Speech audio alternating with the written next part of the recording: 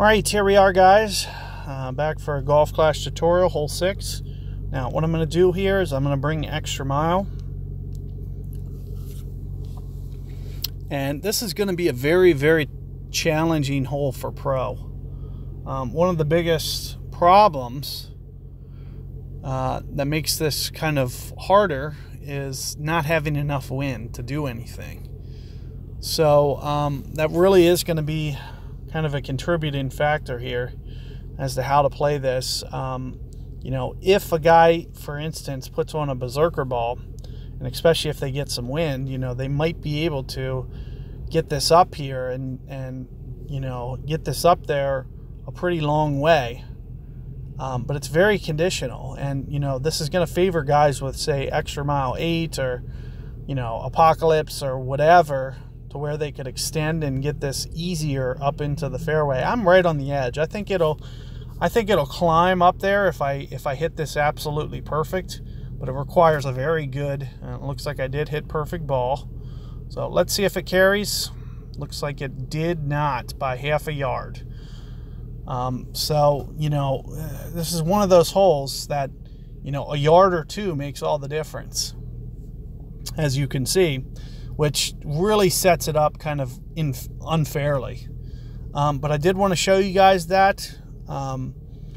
What you'll want to do alternatively is just try to you know, hop it off of here, and you know, probably try to just lay it up into this last fairway and hop it over with a full curl shot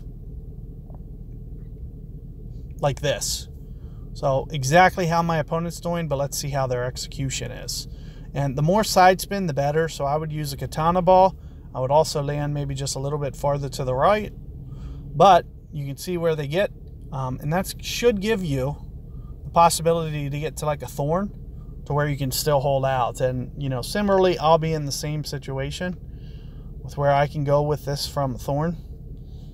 And what I'm thinking, like if I get to this type of situation, is I'll just try to do it with a backspin thorn. So you can see with what I'm doing, and considering I think this is going to easily come back to the hole, so you're going to see me you know, take off some of that backspin. So I'm not even using the full thing, because I think that it's going to come back easily on its own.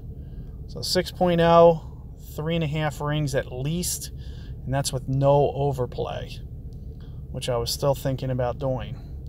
So a little bit closer to 3.5 instead of 3.3. Perfect ball. And still not enough. So it was right on about 4 rings, but you can see it doesn't have any real problem backspinning. So it's going to be a very makeable shot. And similarly, you know, here my opponent, you know, very, very similarly is going to have a very makeable shot. And what I would recommend, if you have green to work with, I would not do it the full backspin way. I would do it like this. So I would do kind of about 3 backspin, land it right on the very front of the green. So 4 backspin, you might stop it short. So you'll never want to usually use 4 backspin.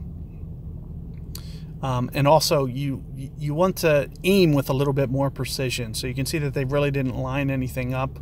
Not to mention they added power, so watch your power. This is going to come in too hot. So it would have had to have landed on the hole for that to have any chance, really. But as I mentioned, you know, it had too much backspin.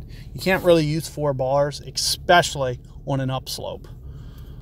It's just a little bit too much backspin. So 2 to 3 there would have been ideal, and just have it kind of run out into the pin. But that's what you'll pretty much want to do if you don't have the berserker shot, is you'll just want to curl it over and try to go for that thorn. So good luck there with that hole, guys. I'll catch you guys on 8.